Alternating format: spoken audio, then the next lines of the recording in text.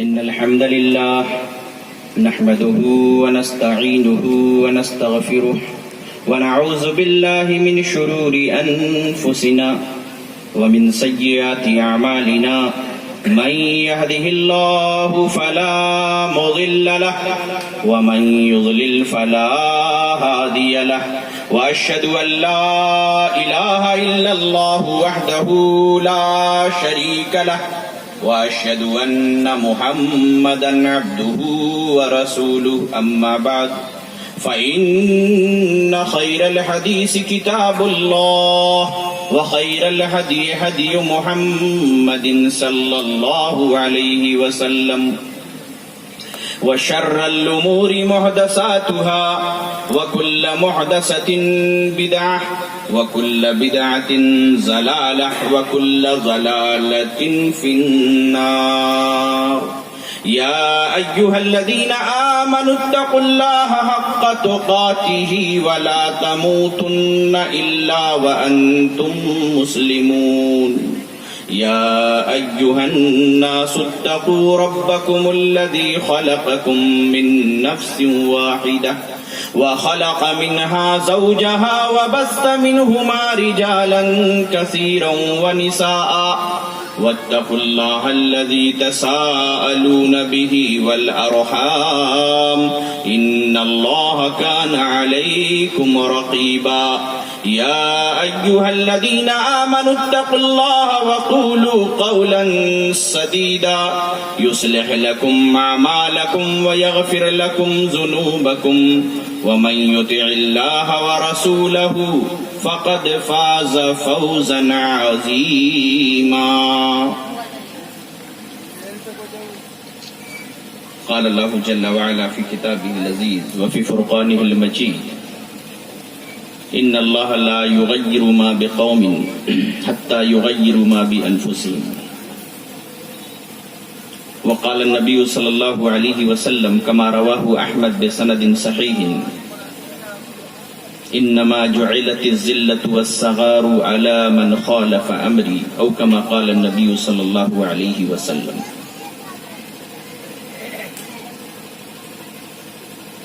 محترم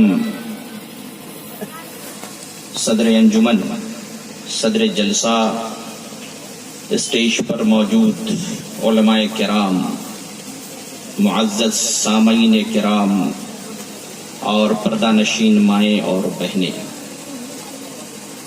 سب سے پہلے ہم اس اللہ رب العزت کا شکر ادا کرتے ہیں کہ جس کے احسان اور جس کے فضل و کرم کی بنا پہ ہم اور آپ سب یہاں پر اکٹھا ہوئے اللہ اور اس کے رسول کی باتیں سننے کے لیے.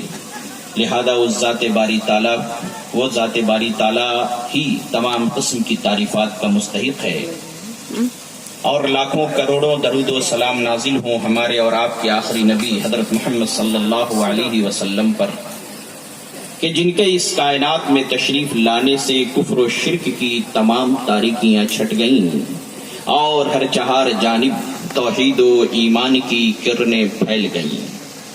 معزز سامعین، ہم نے اپنی اس تقریر سے پہلے خطبہ مسنونہ کے بعد قرآن کریم کی ایک آیت کریمہ پڑھی.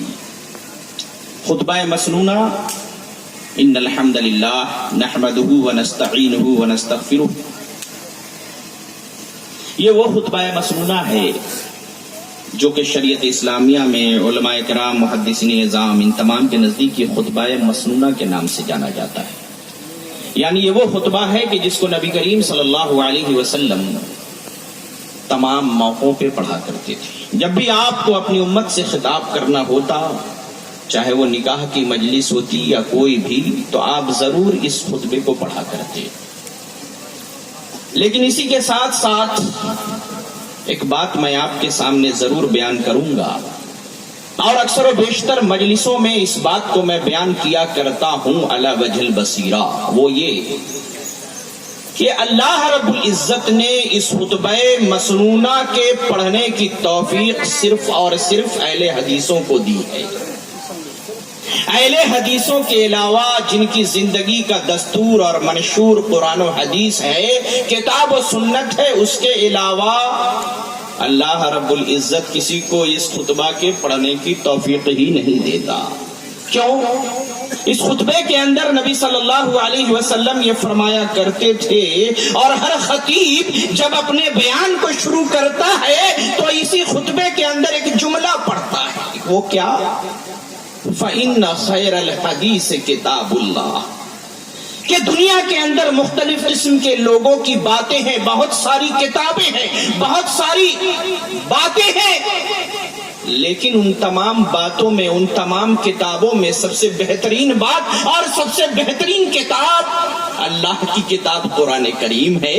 فَإِنَّ خَيْرَ الْحَدِيثِ كِتَابُ اللَّهِ، تو اہل الحدیث وہ ہوا، اہل حدیث وہ ہوا جو کتاب اللہ کو مانے، یعنی قرآن کریم کو مانے۔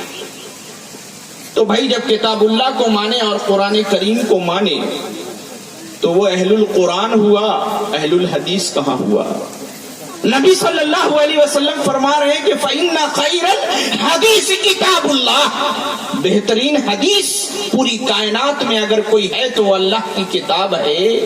اور قرآن جب اللہ کے رسول پہ نازل ہوا تو اللہ نے فرمایا کہ اے نبی، ہم نے آپ کے اوپر اس قرآن کو اس لیے نازل کیا لِتُبَيِّنَ لِلنَّاسِ، تاکہ اس قرآن کی تبیین، اس کی تشریح اور اس کی توضیح آپ میرے بندوں کے سامنے کریں۔ پتہ چلا کہ قرآن بھی حدیث، اور اس قرآن کی تفسیر اور تشریح اور اس کی توضیح بھی حدیث۔ لہذا اگر کوئی کہتا ہے کہ میں ہوں اہل الحدیث تو اس کا مطلب اہل القرآن والحدیث۔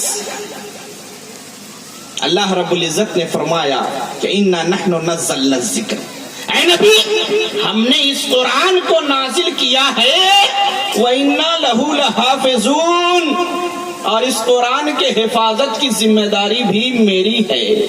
پتہ چلا کہ قرآن بھی ذکر اور قرآن کی تشریح جو حدیث مبارکہ کی شکل میں موجود ہے وہ بھی ذکر۔ تو اللہ نے جو کہا کہ فَاسْأَلُوا أَهْلَ الذِّكْرِ، اے لوگو اگر تمہیں شریعت کا علم نہیں ہے تو اہل ذکر سے پوچھ لو۔ اگر تم نہیں جانتے ہو یعنی کہ اہل القرآن والحدیث سے پوچھو کہ جن کے پاس قرآن کا بھی علم ہے، حدیث کا بھی علم ہے، جو مسئلے کو قرآن کی روشنی میں بتائیں اور حدیث کی روشنی میں بتائیں۔ تو یہ میں کہہ رہا تھا کہ اس خطبہ مسنونہ کو پڑھنے کی توفیق کس کو ہوتی ہے؟ اہل الحدیث کو ہوتی ہے۔ کیوں؟ نبی نے کہا کہ سب سے بہترین حدیث اللہ کی کتاب۔ یہ مقدمہ ہے، یہ تمہید ہے، ابھی اپنے اصل موضوع پہ میں نہیں آیا۔ اور پھر آگے اللہ کے رسول صلی اللہ علیہ وسلم، میرے بھائی بڑے افسوس کا مقام ہے کہ آپ لوگ اپنے آپ کو قرآن و حدیث کا ماننے والا اور مسلمان کہتے ہیں۔ نبی صلی اللہ علیہ وسلم کا یہ فرمان ہے، اور آپ اور ہم سبھی اس کو جانتے ہیں، یہ کوئی ایسی بات نہیں کہ اس کی دلیل دی جائے، یہ بڑی مشہور و معروف چیز ہے، اس میں کسی کا اختلاف بھی نہیں۔ نبی نے کہا کہ جب میرا نام لیا جائے اور درود جو نہ پڑھے وہ بخیل ہے۔ کیا آپ میں سے کوئی بخیل اور کنجوس بننا چاہے گا؟ نبی اس کو بخیل کہیں کیا وہ گوارا کرے گا؟ ارے بار بار نبی اکرم صلی اللہ علیہ وسلم کا نانے نانی اس میں گرامی لیا جا رہا ہے، اور مجمع پہ صلی اللہ علیہ وسلم کی آواز نہیں سنائی دے رہی۔ بولے صلی اللہ علیہ وسلم۔ نبی صلی اللہ علیہ وسلم آگے فرماتے فَإِنَّ خَيْرَ الْحَدِيثِ كِتَابُ اللَّهِ وَخَيْرَ الْهَدْيِ هَدْيُ مُحَمَّدٍ صلی اللہ علیہ وسلم۔ دنیا کے تمام راستوں میں، تمام مسلکوں میں، تمام فرقوں میں، تمام مذہبوں میں سب سے بہترین راستہ، سب سے بہترین طریقہ کس کا طریقہ ہے؟ ہدی محمد صلی اللہ علیہ وسلم، محمد صلی اللہ علیہ وسلم کا طریقہ ہے۔ اب جو لوگ، کوئی کسی امام کی تقلید کرتا ہے، کوئی کہتا ہے میں فلاں کا مقلد، کوئی کہتا ہے فلاں کا دامن نہیں چھوڑیں گے، مختلف دامنوں کو پکڑ کے رکھا ہے. کلمہ پڑھا نبی کا, بات مانتے ہیں کسی اور کی. وہ کیسے اس کو پڑھیں گے کہ سب سے بہترین راستہ نبی کا راستہ. پھر نبی صلی اللہ علیہ وسلم کہتے فَإِنَّ كُلَّ مُحْدَثَةٍ بِدْعَةٌ وَشَرَّ الْأُمُورِ مُحْدَثَاتُهَا فَإِنَّ كُلَّ مُحْدَثَةٍ بِدْعَةٌ. کیا فرمایا نبی نے کہ دین کے سب سے بدترین کام, سب سے بدترین کام دین کے اندر نئی باتوں کا ایجاد کرنا ہے, یعنی بدعتوں کا ایجاد کرنا ہے. چوری کرنا بہت غلط کام, ڈکیتی کرنا بہت غلط کام, سود کھانا بہت غلط کام, حرام کھانا بہت غلط کام, زنا کرنا بہت غلط کام. لیکن کوئی چوری کرے, کوئی زنا کرے, کوئی سود کھائے, حرام کھائے, نبی کی صلی اللہ علیہ وسلم کی تعلیمات پر اپنے نفس کی کمی اور کوتاہی کے بنا پہ عمل سے دور رہے, بہت سارے جرائم کا ارتکاب کرے. کیا بتایا؟ چوری, ڈکیتی, زنا, چاہے جو بھی جرم کرے, یہ تمام کے تمام جرم چھوٹے ہیں. دین کے اندر بدعت کا ایجاد کرنا, نئی باتوں کا پیدا کرنا سب سے برا ہے. ایک آدمی جو زنا کرتا ہے جانتا ہے کہ زنا کرنا حرام ہے. ایک آدمی جو شراب پیتا ہے جانتا ہے کہ شراب پینا حرام ہے. اور ایک آدمی جو دین کے اندر بدعت ایجاد کرتا ہے, اللہ کے نزدیک اس شرابی اور اس زانی سے زیادہ مبغوض اور زیادہ ناپسندیدہ شخص وہ کون ہے؟ وہ بدعتی. چاہے وہ 5 وقت پابندی کے ساتھ نماز پڑھتا ہو, چاہے وہ شخص تہجد گزار ہو, لمبی لمبی داڑھی اور پیشانی پہ سجدے کا نشان, لیکن اگر بدعتی ہے اس شرابی اور زانی سے بھی بدتر ہے. نبی نے کہا وَشَرَّ الْأُمُورِ مُحْدَثَاتُهَا, سب سے بدترین معاملہ میرے دین کے اندر نئی باتوں کا ایجاد کرنا ہے. اور فَإِنَّ كُلَّ مُحْدَثَةٍ بِدْعَةٌ وَكُلَّ بِدْعَةٍ ضَلَالَةٌ. اور دین کے اندر جو بھی بات پیدا کی جائے وہ بدعت ہے, اور ہر بدعت گمراہی ہے, اور ہر گمراہی جہنم تک لے جانے والی ہے. اب جن کا دین, جن کا مذہب, جن کا مسلک, جن کا مشرب ہے, اور جن کا پورے کا پورا دین ہی بدعت ہو. نبی صلی اللہ علیہ وسلم نے تو اذان سکھائی تھی. اب یہ اذان سے کہا نبی نے کہ اذان جو سنتا ہے اس کے کلمات کے جواب دیتا ہے, اس کے بعد میرے اوپر درود پڑھتا ہے, پھر وہ اذان کے بعد جو دعا ہے اس کو پڑھتا ہے, تو انشاءاللہ اس کو میری شفاعت ملے گی. یہاں اذان سے پہلے درود پڑھ لیا اور جمعہ کی نماز ختم ہوئی. مصطفیٰ جانے رحمت پہ لاکھوں سلام. چلیے جناب گانا شروع ہو گیا. آپ کہو کہ بھیا نبی کا گستاخ ہے, وہاں بھی ہے. ارے ہم تو مصطفیٰ جانے رحمت پہ لاکھوں سلام درود بھیج رہے ہیں, کہتا ہے غلط ہے. میرے بھائی تم کو نبی سے زیادہ محبت کیسے ہوگی؟ صحابہ کرام کو تو نبی سے بڑی محبت تھی. انہوں نے تو کبھی جمعے کی نماز کے بعد اور کسی بھی نماز کے بعد تو مصطفیٰ جانے رحمت پہ لاکھوں سلام نہیں پڑھا. یہ میڈ ان انڈیا درود کہاں سے آ گیا؟ تو کہنے کا مطلب عربوں کا دین الگ, میڈ ان سعودی عربیہ, اور ہندوستان اور پاکستان بنگلہ دیش کے اندر ایک دین بنا جو کیا ہے made in India. Made in China ہوتا ہے نا سوال, تو میڈ ان چائنا کا پروڈکٹ لوگ بولتے ہیں بھیا بہت کمزور ہوتا ہے, اور میڈ ان انڈیا کا جو دین ہوتا ہے وہ بھی بڑا کمزور ہوتا ہے. تو کیا ہے کہ ان لوگوں کو اس خطبہ مسنونہ کی توفیق ہی نہیں ہوتی, کیونکہ ان کا پورے کا پورا دینی بدعت پر ٹکا ہوا ہے. کس پہ؟ بدعت. بدعتوں سے بڑی محبت ہے ان کو. بہرحال اس خطبہ مسنونہ کے بعد اب میں اپنے موضوع پہ آتا ہوں. اس خطبہ مسنونہ کے بعد قرآن کریم کی ایک آیت کریمہ میں نے آپ کے سامنے پڑھی. اللہ رب العزت یہ فرماتا ہے کہ ان اللہ لا یغیر ما بقوم حتی یغیروا ما بانفسہم. خدا نے آج تک اس قوم کی حالت نہیں بدلی, نہ ہو جس کو خیال آپ خود اپنی حالت کے بدلنے کا. کیا مطلب؟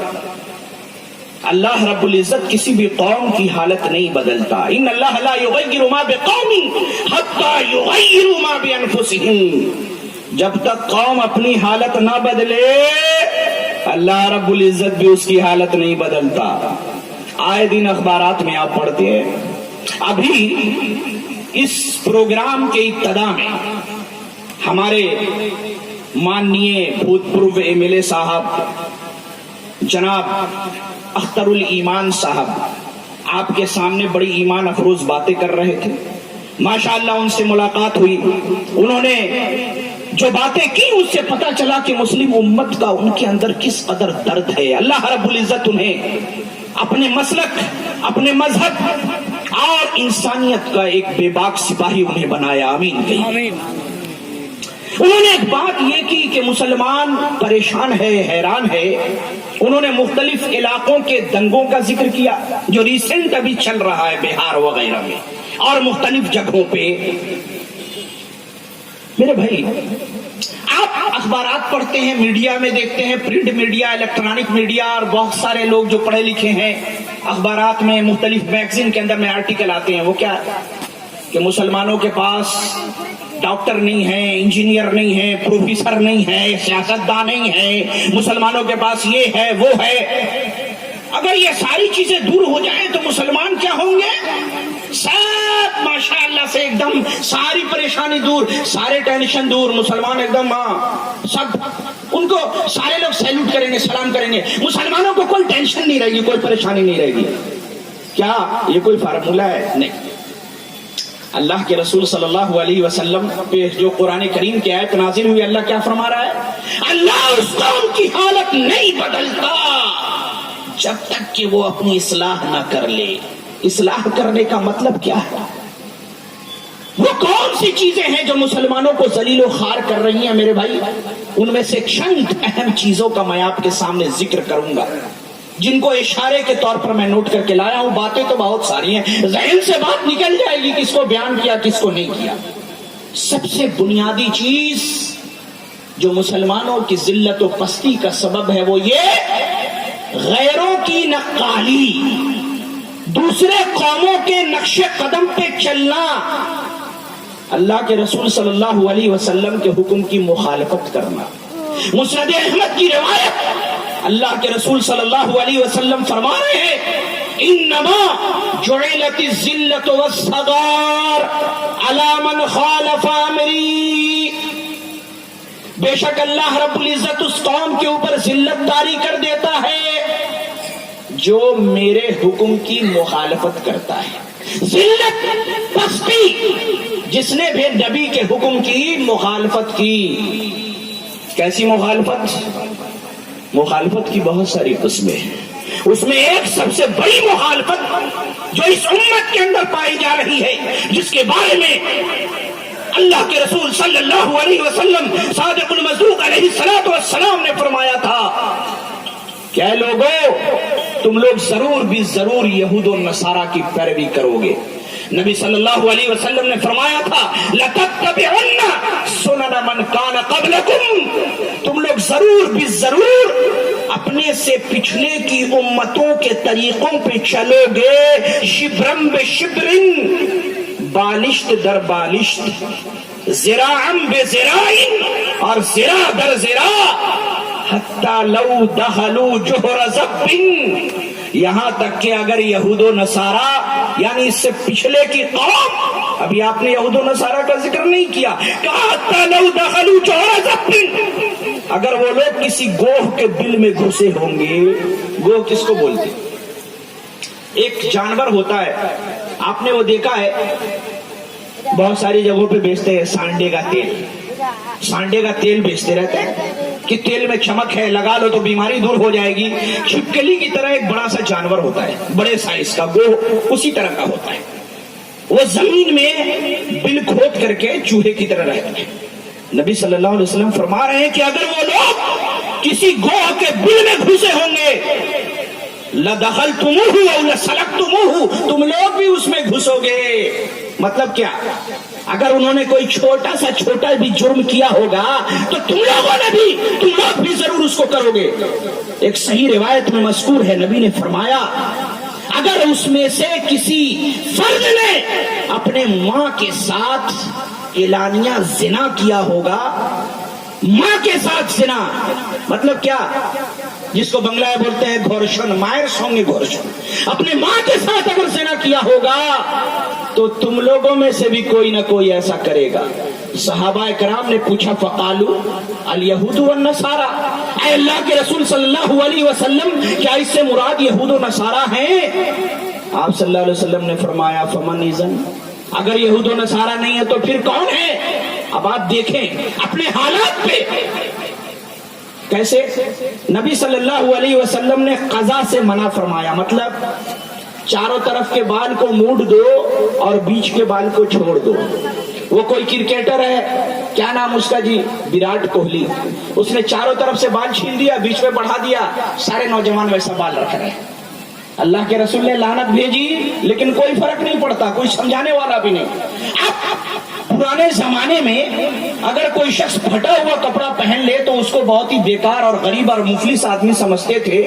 अब जो इंसान कपड़े पहनता है, खास तौर पर ये जीन्स पैंट वगैरह, उसके अंदर हर जगह सुराख होता है, छेद होता है, उसको छेदा बना बना के बेचा जाता है और लोग शौक से उसको पहन रहे हैं। यानी यहूद और नसारा जो अमल कर रहे हैं हम उसके पीछे चलते चले जा रहे हैं। और यहूद और नसारा का एक बहुत बड़ा जुर्म क्या था, उनकी एक बहुत बड़ी गलती क्या थी, उन्होंने शरीयत को यानी अल्लाह के दीन को अपनी मर्जी के मुताबिक ढाल लिया था।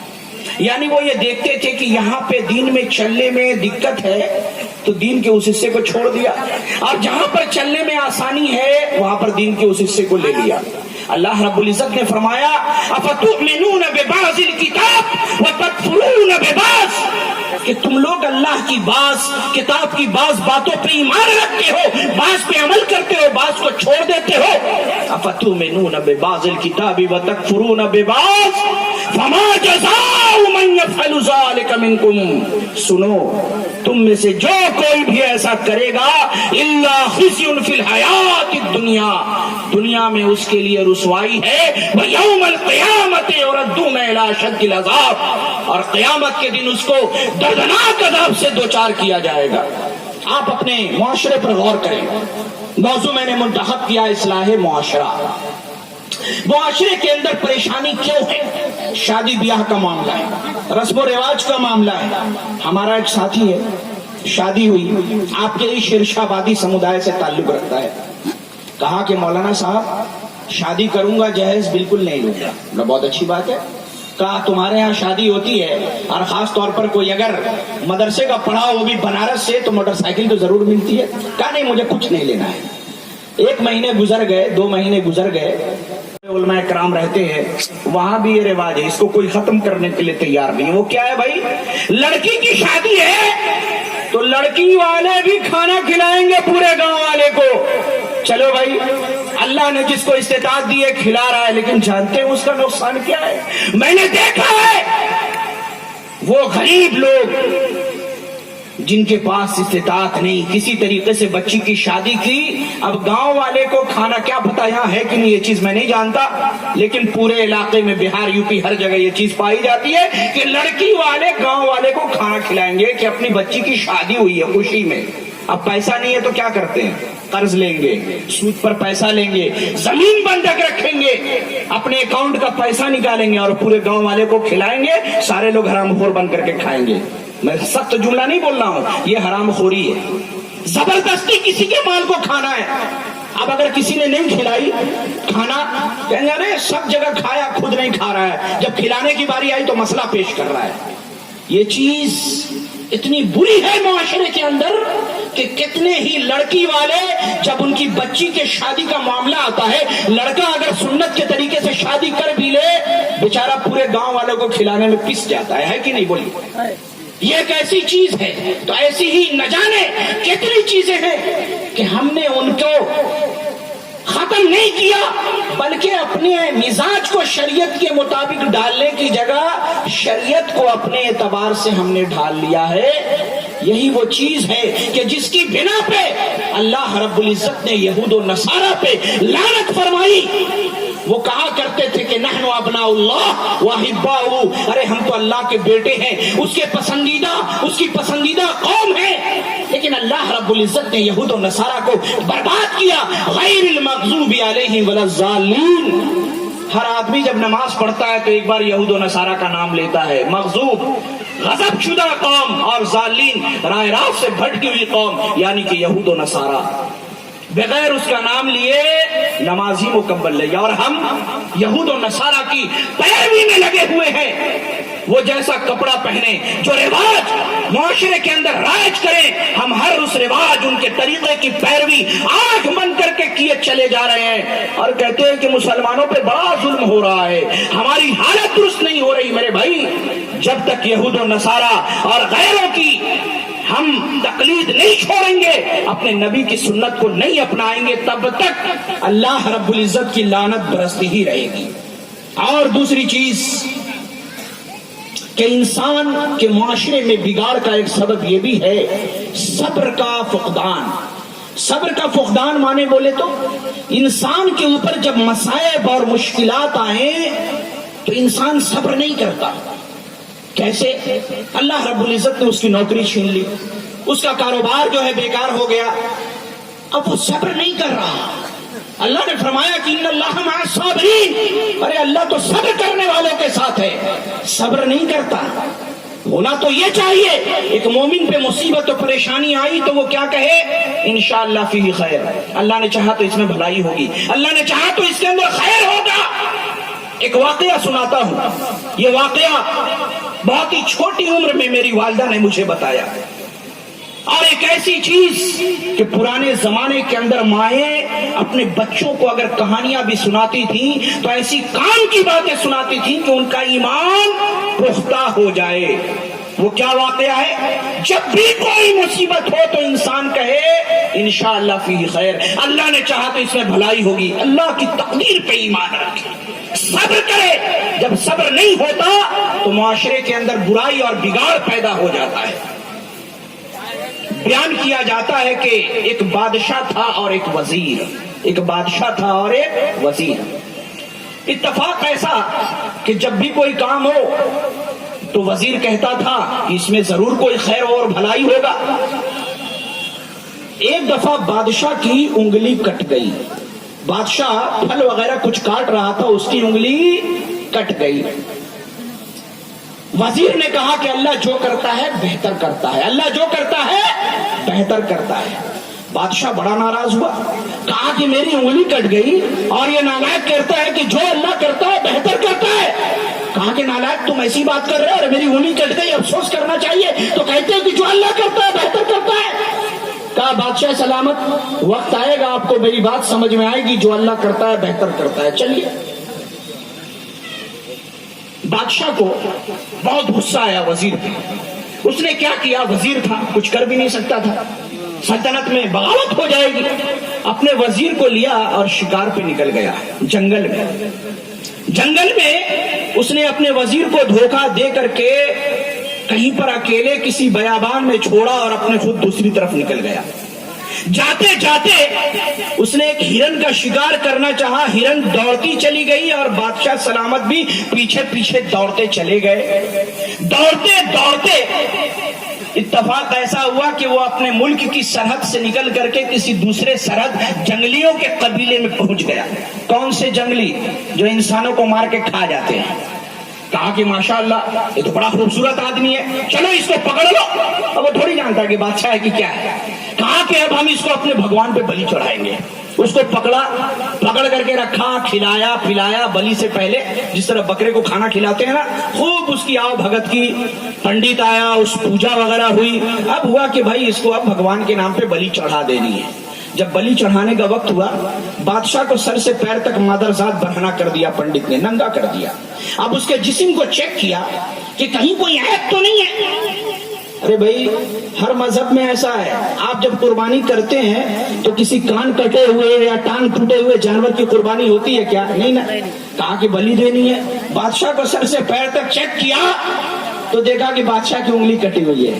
بادشاہ کا تو ڈر سے حالت خراب کہ میں گیا میری گردن کٹی، کوئی نہیں ہے یہاں پہ، کہاں کی انگلی کٹی ہوئی ہے، یہ اس لائق ہے ہی نہیں ہے کہ اس کی بلی دی جائے، کہا چھوڑو بھگوان ناراض ہو جائیں گے۔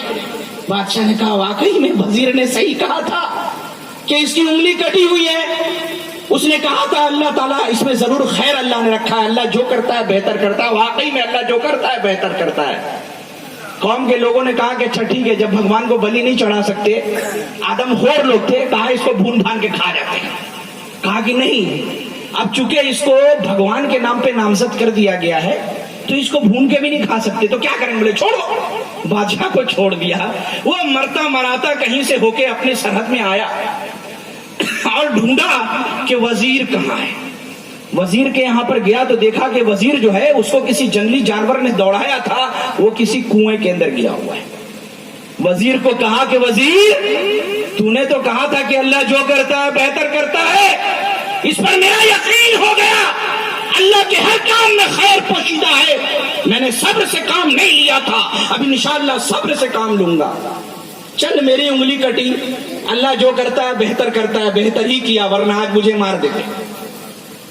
لیکن تو جو اس کنویں میں پڑا ہوا ہے تیرے ساتھ تو نے کیا کیا کہ اللہ جو یہاں تجھے اللہ تبارک و تعالیٰ نے کنویں میں ڈال دیا؟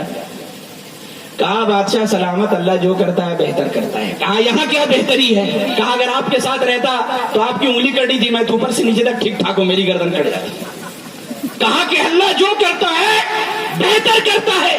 یہ تو ایک واقعہ ہوا، جو ایسے چھوٹے چھوٹے واقعات مائیں اپنے بچوں کو سنا کر کے ان کے ایمان کو پختہ کرتی ہیں، کیونکہ وہ عالمہ نہیں ہوتی، وہ فاضلہ نہیں ہوتی، وہ کسی مدرسے کی فارغہ نہیں ہوتی، وہ انہیں چھوٹی چھوٹی کہانیوں سے اپنے بچوں کے ایمان کو پختہ کرتی ہیں۔ اللہ ایسی ماؤں کو پیدا کرے اور ایسی ماؤں کے اندر وہ جذبہ پیدا کرے۔ آج کی مائیں اسٹار پلس پر ٹی وی پہ ڈرامہ دیکھتی ہیں، آج کی مائیں ٹیلی ویژن کے اوپر میں ڈرامہ اور سیریل دیکھتی ہیں، اپنے بچوں کو کیا سکھائیں گے؟ کچھ نہیں سکھا سکتی۔ ارے پرانے زمانے کی ماؤں کے بارے میں ذکر کیا ہے محدثین نے، سلف نے، کہ جب وہ اپنے بچوں کو دودھ پلاتی تھی، جب اپنے بچوں کو دودھ پلاتی تھی تو وضو کر کے دودھ پلاتی تھی، باوضو ہو کر۔ کیوں؟ تاکہ بچے کے اندر اعلی اقدار آ سکے۔ لیکن ابھی میں چشمدید گواہ ہوں اپنے گھروں کے اندر، اپنے معاشرے کے اندر، بچے کو ماں دودھ پلا رہی ہے، سامنے ٹیلی ویژن چل رہا ہے، بچے کو دودھ پلا رہی ہے، نہیں کچھ تو ہاتھ میں موبائل لے کے یوٹیوب پہ کچھ دیکھ رہی ہے۔ اب وہ گناہ اور وہ جرم وہ اپنی آنکھوں سے دیکھ رہی ہے، اور وہ گناہ اور جرم اس کے خون میں گردش کر کے دودھ بن کر اس کے بچے کے شکم میں جا رہا ہے۔ وہ بچہ نافرمان نہیں ہوگا، ماں کا تو فرما بردار کہاں سے ہوگا؟ کتنی دور کی بات ہے۔ وہ مائیں تو وہ تھی۔ تو صبر جب کسی معاشرے میں نہیں ہوتا تو معاشرے کے اندر بگاڑ پیدا ہوتا ہے۔ اور صبر کہتے کس کو ہے؟ صبر کہتے ہیں صبر عند الصدمۃ الاولی۔ جب پریشانی آئے، مصیبت آئے تو انسان جزا فضا نہ کرے، فوراً صبر کرے، اللہ کی تقدیر پہ راضی ہو جائے۔ اور صبر میرے بھائی، صبر کا مطلب یہ نہیں کہ انسان جو خیر و بھلائی کا کام کر رہا ہے اس سے رک جائے۔ اللہ رب العزت نے قرآن کریم میں فرمایا وَلَنَبْلُوَنَّكُمْ بِشَيْءٍ مِّنَ الْخَوْفِ وَالْجُوعِ وَنَقْصٍ مِّنَ الْأَمْوَالِ وَالْأَنفُسِ وَالثَّمَرَاتِ وَبَشِّرِ الصَّابِرِينَ الَّذِينَ إِذَا أَصَابَتْهُمْ مُصِيبَةٌ قَالُوا إِنَّا لِلَّهِ وَإِنَّا إِلَيْهِ راجعون۔ کیا مطلب؟ اللہ رب العزت یہ فرما رہا ہے کہ لوگوں، جب تم میرے دین پہ چلو گے، میری شریعت پہ چلو گے، نماز پڑھو گے، روزے رکھو گے، میرے دین پہ چلو گے تو میں تمہیں آزماؤں گا۔ وَلَنَبْلُوَنَّكُمْ بِشَيْءٍ مِّنَ الْخَوْفِ۔ اور یہ بھی جان لے، مصیبتیں تو میرے بھائی سب کو آتی ہیں، اچھوں کو بھی آتی ہیں، بروں کو بھی آتی ہیں۔ معاشرے کے اندر لوگ کہتے ہیں ارے بھیا ہم تو بے نمازی ہیں، داڑھی واڑی موٹ کے رکھا ہے، بہت کمینے انسان ہے، لیکن وہ دیکھو حاجی صاحب کو اتنے نیک ہیں, 5 وقت نماز پڑھتے ہیں, پھر بھی تو پریشانی اور مصیبت میں گھرے ہوئے ہیں, مذاق اڑا رہے ہیں. میرے بھائی فرق کرو. ارے کسی نیک انسان پہ اگر کوئی مصیبت آتی ہے وہ اللہ کا فضل ہوتا ہے, وہ اللہ کی جانب سے آزمائش ہوتی ہے. نیکوں پہ مصیبت آئے تو اللہ کی آزمائش, اور اگر بروں پہ کوئی مصیبت آئے تو اللہ کا عذاب ہوتا ہے. نیک لوگوں کو اللہ آزماتا ہے. اللہ نے فرمایا وَلَنَبْلُوَنَّكُمْ بِشَيْءٍ مِّنَ الْخَوْفِ, ہم ضرور بھی ضرور تمہیں آزمائیں گے خوف کے ذریعے. تم دین پہ چلو گے, اللہ کے رسول کی سنتوں پہ عمل کرو گے, اللہ کے احکام و فرامین پہ چلو گے تو کیا ہوگا؟ وَلَنَبْلُوَنَّكُمْ بِشَيْءٍ مِّنَ الْخَوْفِ, ہم ضرور بھی ضرور تمہیں خوف کے ذریعے آزمائیں گے. تمہارا دشمن تم کو ڈرائے گا, دھمکائے گا, جان کا خوف, مال کا خوف, عزت و آبرو کا خوف, دنگے فساد کا خوف. اور کیا ہوگا؟ دین پہ چلو گے تو وَلَنَبْلُوَنَّكُمْ بِشَيْءٍ مِّنَ الْخَوْفِ وَالْجُوعِ, نمازیں پڑھو گے, روزے رکھو گے, دین پہ چلو گے, اللہ تبارک و تعالیٰ تمہیں فاقے میں ڈال دے گا, قحط سالی میں ڈال دے گا, بھوکے مرو گے. وَلَنَبْلُوَنَّكُمْ بِشَيْءٍ مِّنَ الْخَوْفِ وَالْجُوعِ وَنَقْصٍ مِّنَ الْأَمْوَالِ, دین پہ چلو گے تمہارے مال میں خسارہ ہو جائے گا, کاروبار ٹھپ پڑ جائے گا, کھیتیاں ماند پڑ جائیں گی.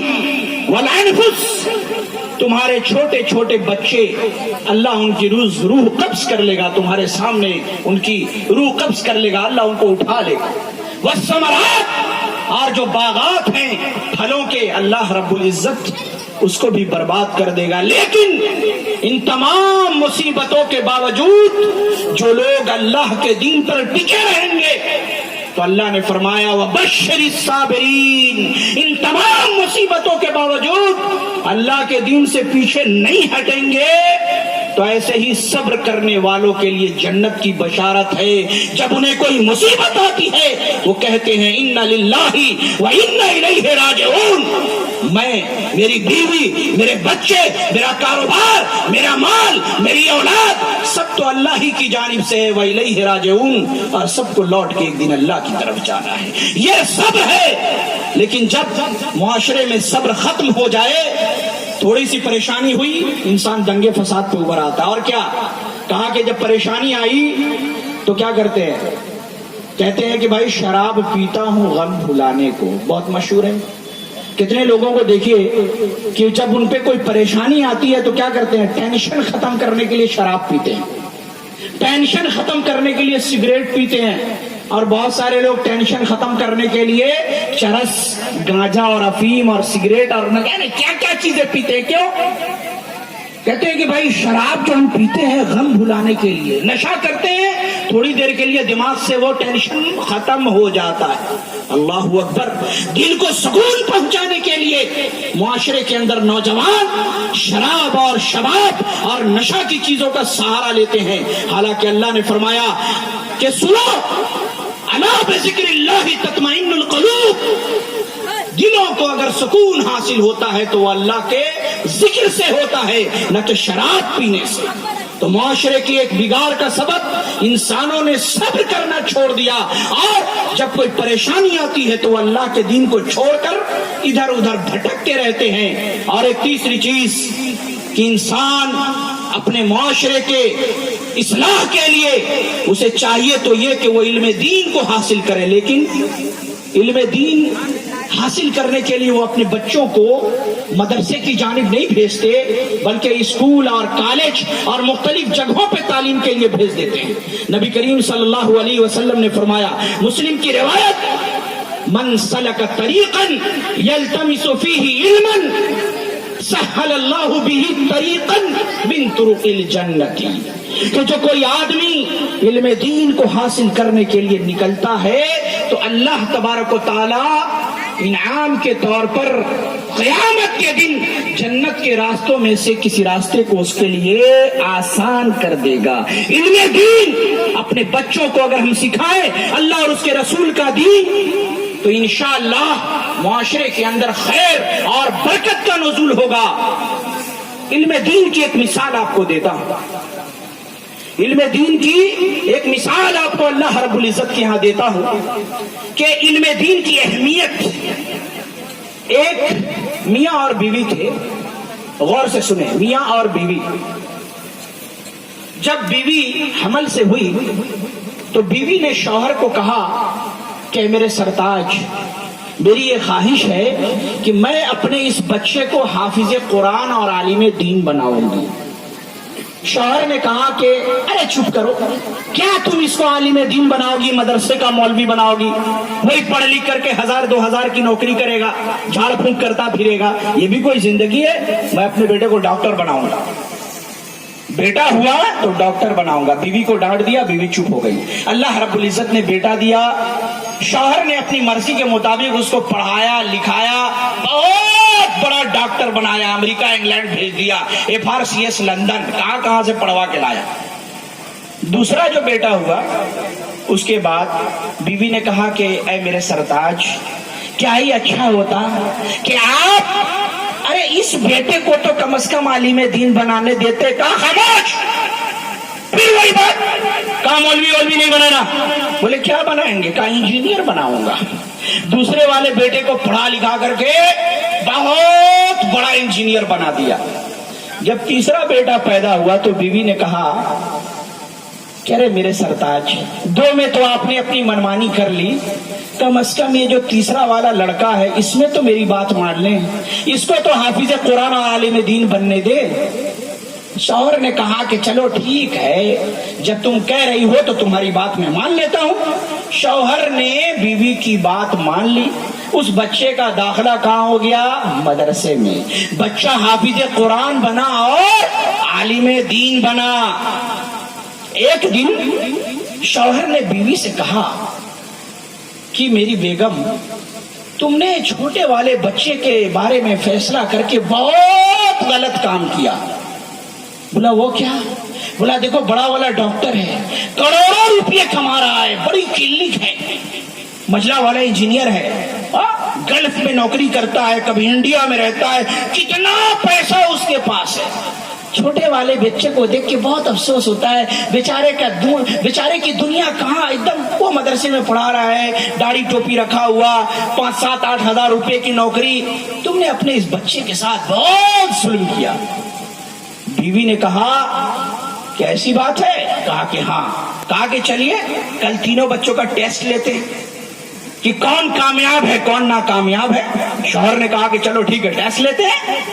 بیوی نے کہا شوہر کو کہ آپ بیڈ روم کے اندر میں اپنے چوکی اور اپنے بیڈ کے نیچے گھس جانا, چھپ جانا, اور دیکھو میں کیا کرتی ہوں. ماں شوہر کو اس نے اپنے کمرے میں چھپا دیا اور دروازے پر بالکل گیٹ کے سامنے ہی بیٹھ گئی. اپنے چہرے کو بالکل مغموم روتنی صورت بنا کر, بال بکھرا کر, دوپٹہ ہٹا کر بالکل بیٹھی ہوئی رو رہی ہے. بڑا والا بیٹا آیا, ماں کو دیکھا, کہا ماں ارے کی ব্যাপার এরকম আপনাকে দেখছি. বলে আরে কি বলবো, অনেক দুঃখের ব্যাপার. বলে হয়েছে কি? বলে তোমার বাবা আমাকে মেরেছে এই বয়সে. বলে শালা কামিনা, হ্যাঁ আপনাকে মেরেছে? এখনই আমি অফিস থেকে আসছি, আমার গা অনেক ব্যথা করছে, সকালবেলা দেখবো ওকে শালা কি করছে. এই বয়সে আপনাকে মেরেছে, আগে উত্তর দিতে হবে. बाप बेचारा चुपचाप बैठ के देख रहा है, ये क्या मुझे गाली दे रहा है. दूसरा वाला बेटा आया, देखा माँ अरे की होलो अपनी कांचन. और दूसरा वाला जो बेटा था थोड़ा ज्यादा गरम दिमाग का था, उसने कहा की হয়েছে? বলে তোমার বাবা আমাকে মেরেছে এই বয়সে, বুড়ো বয়সে মেরেছে. বলে আচ্ছা সকালবেলা টান হাত ধরে দিব, ওর এই মাজাল আপনাকে মেরেছে, কোথায় আছে এই বুড়োটা? বলে এখনই নেই. বলে এখনই আমি যদি পেয়ে যেতাম ওর গলাটা টিপে দিতাম. बाप बेचारा चौकी के नीचे थर थर कांप रहा है, अब क्या होगा. तीसरा बेटा आया, देखा मां रो रही है, कहा है मेरी प्यारी अम्मा जान, कहा ये आपकी हालत क्या हुई? मां कहती है कि बेटा तुम्हारे वालिद ने मुझे मारा है. बुरा भला कहा है, गालियां दी है, تیرا باپ بڑا کمینہ ہے. عالم دین کہتا ہے نہ اماں، غلط بات، ایسی بات نہ کہو، اللہ ناراض ہو جائے گا. وہ تو تیرے سر کا تاج ہے، میرا باپ تو تیرے آنکھوں کا نور ہے، تیرے دل کا سرور ہے. زندگی بھر اس نے تجھے پالا پوسا، کھلایا پلایا، تیری ہر خواہش کو پورا کیا، تجھے ناز و نعمت میں باندھ کے رکھا. اگر آج اس نے کوئی بات کہہ دی تو ناراض کیوں ہوتی ہو اماں؟ ضرور تم نے ابا سے زبان درازی کی ہوگی، ضرور اس کی کسی بات کا انکار کیا ہوگا، تبھی تو ابا ناراض ہوئے. اور اگر ابا کی غلطی بھی ہے تو ابا کو معاف کر دو، پوری عمر اس نے تمہارے ساتھ نیکی کی ہے. اماں کیا تم جانتی نہیں اللہ کے رسول صلی اللہ علیہ وسلم نے کیا فرمایا کہ اگر شوہر کو اگر اللہ کے علاوہ کسی کو سجدہ کرنے کا حکم ہوتا تو بیوی کو حکم ہوتا کہ وہ شوہر کو سجدہ کرے. اللہ اکبر. وہ جو چوکی کے نیچے بیٹھا ہوا باپ تھر تھر کانپ رہا تھا، وہ نکل کے آیا اور اس اپنے عالم دین حافظ قرآن بیٹے کو گلے سے لگا لیا، کہا کہ بیٹا تو ہی میرا کامیاب بیٹا ہے. یہ دونوں تو بڑے نالائق ہیں میرے بھائیوں. کیا پتا چلا؟ علم دین اگر اپنے بچوں کو سکھاؤ گے تو عالم دین معاشرے کے جھگڑے کو ختم کرے گا، حقوق کو پہچانے گا. اور ڈاکٹر انجینئر ہی صرف بناتے رہ گئے تو معاشرے کے اندر قرآن و سنت کے روشنی میں تمہارے جھگڑوں کی رہنمائی کرنے والا کوئی نہ رہے گا. علم دین، اپنے بچوں کو علم دین سکھاؤ. اور ایک اور چیز، سود. یہاں آنے سے پہلے ہم نے سنا، رحم کرے، سود کا بہت ہی دورہ ہے، بہت زیادہ لوگ سود کھاتے ہیں. وہ کس طریقے سے؟ سننے میں یہ آیا کہ کسی کو ضرورت ہوئی 50,000 روپے کی، کہا کہ بابا আমার অনেক ব্যাপার, 50,000 টাকা লাগবে। বলে ঠিক আছে দিয়ে দিব তোমাকে। কি করতে হবে? বলে 10 कट्ठा जमीन আছে আমাকে দিয়ে দাও। सुभान अल्लाह, 10 कट्ठा जमीन उससे ले लिया, 50,000 रुपया दे दिया। मेरे भाई ठीक है, जमीन तो ले लिया बंधक के तौर पर चलेगा, लेकिन अब जब तक वो पैसा नहीं देगा तब तक वो जमीन लेने वाला क्या करता है? उस जमीन में खेती करता है, हल जोतता है, बीज बोता है, और जितनी फसल होती है वो रख लेता है। रखता है कि नहीं? ये सब हराम है, सूद है। क्यों? क्योंकि उसने उस 50,000 से न जाने कई गुना कितना ज्यादा 10 साल तक उसके पास जमीन रहा, उसने उस पर प्रॉफिट कमाया। यही तो सूद है। होना तो ये चाहिए कि उसकी जमीन जो उसने बंधक रखी है वो उसके पास इस एतबार से है कि वो जमीन पर खेती बाड़ी करे, और जो फसल होगा उसका आधा वो रखेगा और आधा मालिक को देगा। बटाई का सिस्टम, क्योंकि वो उस जमीन का मालिक है। उसने उस जमीन पे जो मेहनत की, बीज बोया, हल चलाया, सिंचाई की, उसके बदले में वो क्या करेगा? आधी फसल रखेगा, लेकिन आधी फसल किसको देगा? जितनी मेहनत की उस मेहनत के बदले वो लेकर के बकिया जितना है वो किसको देगा? किसको देगा? जिसको पैसा दिया है उसको देगा। एक और मिसाल, आप से किसी ने 10,000 रुपए लिए, आपने क्या किया? उसकी गाय अपने पास रख ली, कहा कि तुम्हार गायटा আমাকে দিয়ে দাও, এই গরুটা যখন পর্যন্ত তুমি টাকা দিবে না গায় গরুটা আমার কাছে থাকবে। ठीक है भाई, रख लिया। अब वो क्या करता है? उस गाय को चराता है, चारा खिलाता है, उसको नहलाता धुलाता है, उसके पीछे अपना वक्त लगाता है। अब उस वक्त लगाने में, उसको चारा खिलाने में जितना खर्च आया उसके बदले में वो उतना दूध लेगा, और बकिया दूध किसका होगा? मालिक का होगा। वो क्या करता है? सारा दूध रख रहा है, बेच रहा है। ये क्या है? सूद है मेरे भाई। अल्लाह रब्बुल इज्जत ने कुरान करीम के अंदर जो सबसे पहले मैंने बयान किया कि नबी ने फरमाया कि लोगों, तुम लोग यहूद और नसारा के तरीके पर चलने से बचो। ये यहूद और नसारा जिन पे अल्लाह की लानत बरसी, सबसे बड़ा जुल्म उनका एक ये भी था कि वो सूद खाते थे।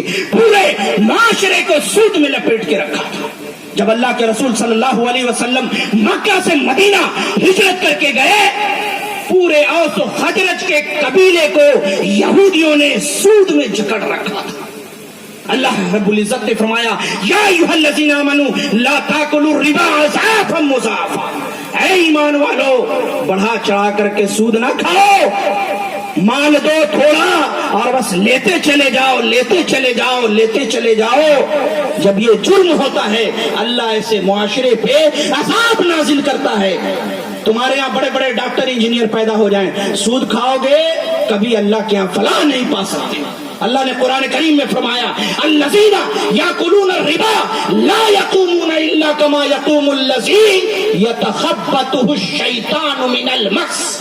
جو لوگ سود کھاتے ہیں قیامت کے دن جب وہ اٹھیں گے ان کی حالت ایسی ہوگی گویا کہ شیطان نے ان کو مس کر کے پاگل بنا دیا. اور آپ جانتے ہیں بالکل صحیح روایت علامہ البانی نے اس کی تصحیح کی، کئی محدثین نے اس کو ذکر کیا. حضرت برا بن عازب سے روایت ہے، فرماتے ہیں الربا اثنان و سبعون بابا.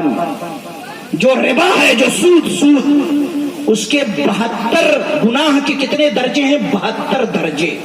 72. وعدناہا، سود کھانے کا جو گناہ ہے اس کا سب سے گھٹیا درجہ کیا ہے؟ اللہ اکبر، کیا فرمایا نبی نے؟ سب سے نچلے درجے کا جو اس کا گناہ ہے مثل اتیان الرجل امہ. اللہ اکبر، اللہ اکبر. اللہ ہم سب کو محفوظ رکھے. سود کا سب سے ادنا درجے کا جو گناہ ہے وہ یہ، سود کھانے والا گویا کہ اپنی ماں کے ساتھ زنا کرتا ہے. استغفر اللہ. کوئی انسان مسلمان ہو، ہندو ہو، عیسائی ہو، مجوسی ہو، کوئی بھی اپنی ماں سے زنا کرنا چاہے گا؟ نہیں. ماں کے ساتھ زنا کرے گا، ماں کے ساتھ بدکاری کرے گا. فرمایا جا رہا ہے کہ مثل اتیان الرجل امہ، اپنی ماں کے ساتھ زنا کرے.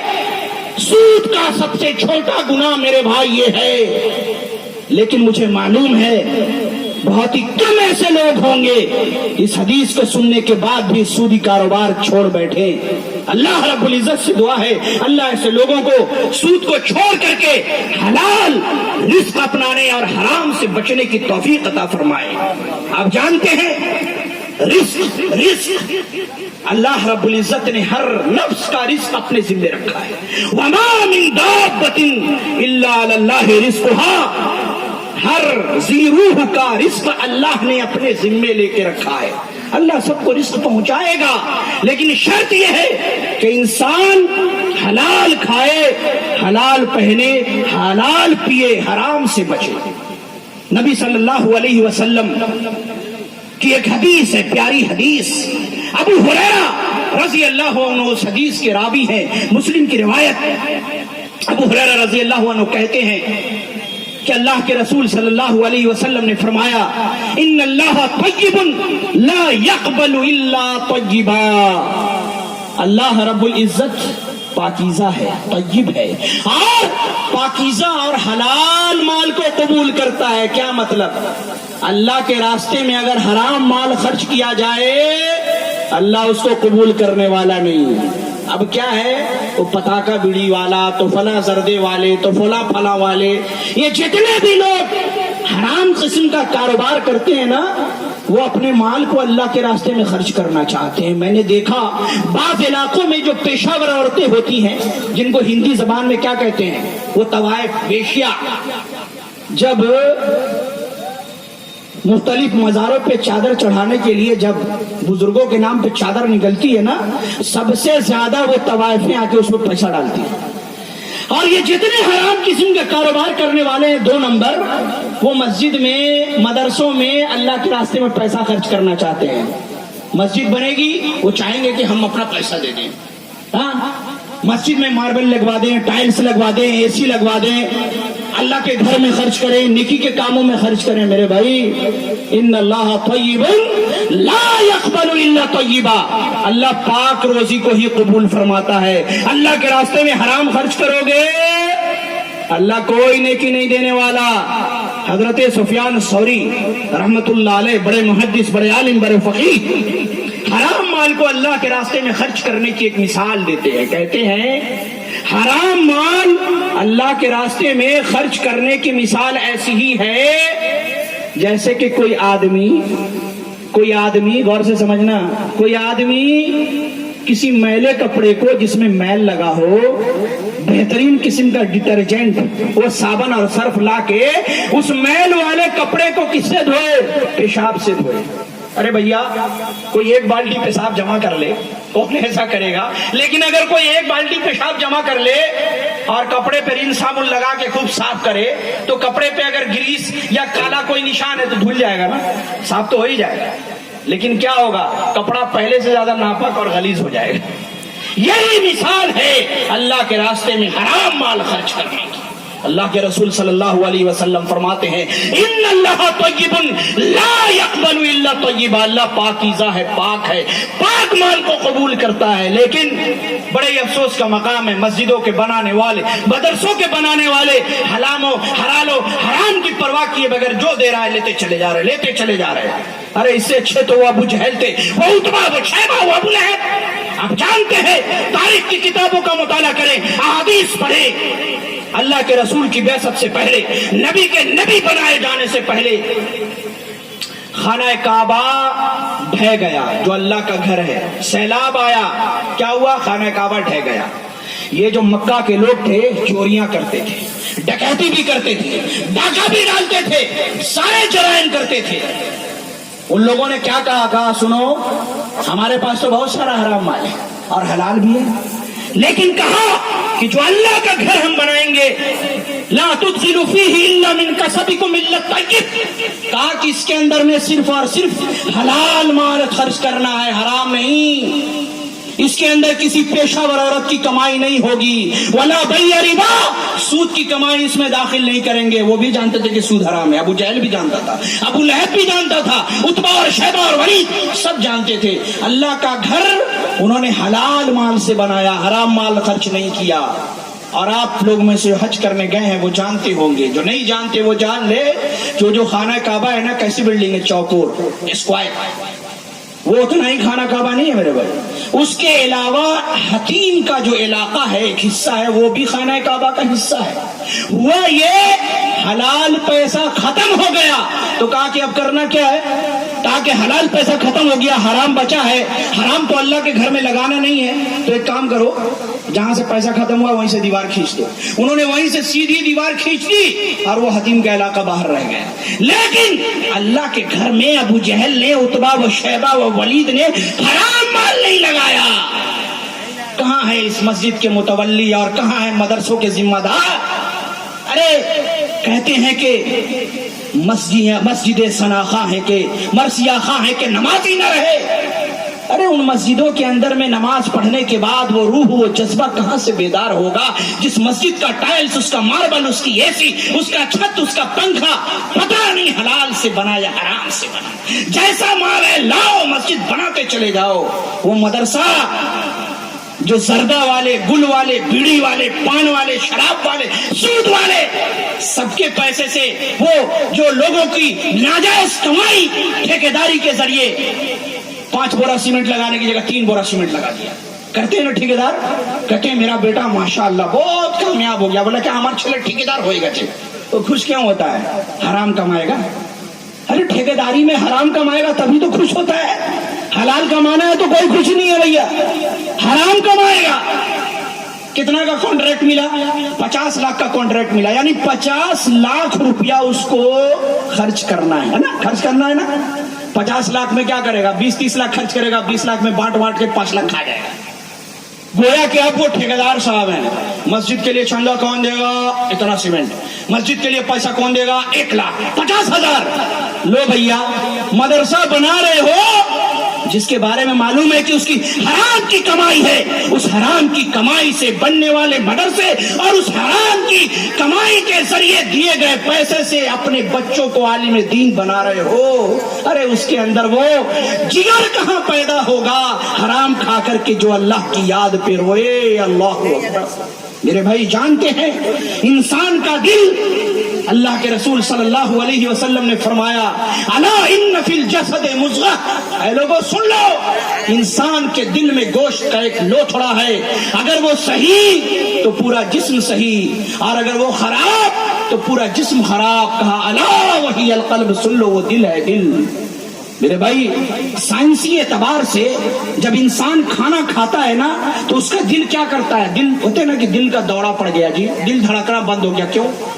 دل دھڑکتا ہے اوپر اور نیچے. سائنس کے اسٹوڈنٹ جانتے ہیں اس کو کیا بولتے ہیں؟ سسٹول اور ڈائسٹول. یعنی دل ایسے کرتا ہے سسٹول پھر ڈائسٹول، یعنی دل دھڑکتا ہے اور جسم کے گندے خون کو صاف کر کے انسان کی رگوں میں پہنچاتا ہے. اب اس نے حرام کھایا، حرام خون بنا، اس کے دل نے کیا کیا؟ اسی حرام خون کو پمپ کر کے اس کے جسم میں پہنچایا تو اس کا دل پورے کا پورا کیا ہو گیا؟ سیاہ. مسند احمد کی روایت، اللہ کے رسول صلی اللہ علیہ وسلم نے فرمایا ان المؤمن اذا اذنب كانت نقطة سوداء في قلبه. اللہ اکبر. جب ایک بندہ مومن گناہ کرتا ہے تو اس کے دل کے اوپر میں ایک سیاہ نقطہ، کالا دھبا، بلیک اسپاٹ پڑ جاتا ہے. پھر کیا ہوتا ہے؟ اگر وہ توبہ کرتا ہے اللہ اس کے دل کو صاف کر دیتا ہے. فَإِن زَادَ زَادَ. اگر وہ گناہ پہ اصرار کرتا چلا جاتا ہے، بار بار گناہ کرتا ہے تو کیا ہوتا ہے؟ اس کا پورا دل سیاہ ہو جاتا ہے. اور جب دل کالا ہو جاتا ہے، جب دل سیاہ ہو جاتا ہے تو پھر دل کیا ہوتا ہے میرے بھائی؟ دل سخت ہو جاتا ہے. اللہ رب العزت نے قرآن کریم میں بنی اسرائیل کا ذکر کرتے ہوئے فرمایا ثم قست قلوبکم من بعد ذلک فہی کالحجارۃ او اشد قسوہ. ہے بنی اسرائیل تمہارا دل سخت ہو گیا، اللہ کی نشانیوں کو دیکھنے کے بعد بھی پتھر سے بھی زیادہ سخت ہو گیا. ثم قست قلوبکم من بعد ذلک فہی کالحجارۃ او اشد قسوہ وان من الحجارۃ لما يتفجر منه الانہار. ارے بعض پتھر تو ایسے ہوتے ہیں کہ جن کے نیچے سے نہریں جاری ہو جاتی ہیں، بعض پتھر کے نیچے سے نہریں جاری ہوتی ہیں. ثم قست قلوبکم من بعد ذلک فہی کالحجارۃ او اشد قسوہ وان من الحجارۃ لما يتفجر منه الانہار. بعض پتھر تو ایسے ہوتے ہیں کہ جب وہ پھٹتے ہیں تو ان میں سے پانی کا سوتا پھوٹ اٹھتا ہے. وَإِنَّ مِنْهَا لَمَا يَشَّقَّقُ فَيَخْرُجُ مِنْهُ الْمَاءُ وَإِنَّ مِنْهَا لَمَا يَهْبِطُ مِنْ خَشْيَةِ اللَّهِ. بعض پتھر تو ایسے ہوتے ہیں جو اللہ کی یاد سے لرزنے لگتے ہیں، ڈرتے ہیں. تمہارے دل اس پتھر سے بھی زیادہ سخت ہو گئے. میرے بھائی جب انسان کے دل پہ گناہ کرتے کرتے گناہوں کی سیاہی چھاتی ہے تو کیا ہوتا ہے؟ دل سخت ہو جاتا ہے. اور جب دل سخت ہو جائے تو پھر دل اندھا ہو جاتا ہے. اللہ رب العزت نے فرمایا قرآن کریم کے اندر کہ نبی صلی اللہ علیہ وسلم فَإِنَّهَا لَا تَعْمَى الْأَبْصَارُ. یہ جو لوگ ہیں گناہوں کا ارتکاب کرتے ہیں، اے نبی ان کے دل اندھے، ان کی آنکھیں اندھے نہیں ہوئیں، وَلَكِنْ تَعْمَى الْقُلُوبُ الَّتِي فِي الصُّدُورِ. بلکہ ان کے سینوں میں جو دل ہے وہ اندھا ہو چکا ہے. میرے بھائی گناہ کرنے کے بعد جب انسان کا دل اندھا ہو جاتا ہے تو کتنی بھی بڑے جلسے کو قائم کر دیا جائے، بڑے سے بڑے مولوی آئے تقریر کر کے چلے جائیں، کوئی اثر نہیں ہوگا. بعد میں کیا کہیں گے؟ اموک مولانا صاحب کی دارون تقریر کরেছে মাশাআল্লাহ মজা এসে গেছে. ان لوگ تقریر کو چلو ہمارے گھوماس چلو. بس وہ آیا ہے ٹیسٹ لینے کے لیے، کس تقریر میں مزہ آیا کس میں نہیں آیا، وہ انٹرٹینمنٹ کے لیے آیا ہے، اس کے دل پہ کچھ اثر نہیں ہونے والا. تو میرے بھائی حلال کھاؤ اور اپنے آپ کو حرام سے بچاؤ. اور ایک چیز کہ نبی کریم صلی اللہ علیہ وسلم کا یہ فرمان ہے، آپ نے اپنی امتیوں کو کہا کہ سنو انما جعلت الذلۃ والصغار علی من خالف امری. جو میرے حکم کی مخالفت کرے گا اللہ اس پر ذلت طاری کر دے گا. نبی کا حکم. ایک چھوٹی سی مثال، ہم میں سے یہاں پر کتنے لوگ بیٹھے ہیں نا، سب کی داڑھی کیا ہے؟ مڈی ہوئی ہے. یہ نبی کی سنت ہے. کیا کہتے دیکھو مولوی داڑھی کے پیچھے پڑا رہتا ہے. نہیں میرے بھائی، لوگ کیا کہتے ہیں؟ کیا کہتے ہیں؟ داڑھی رکھنا کیا ہے؟ فرض ہے کہ سنت؟ سنت ہے نا. داڑھی رکھنا سنت.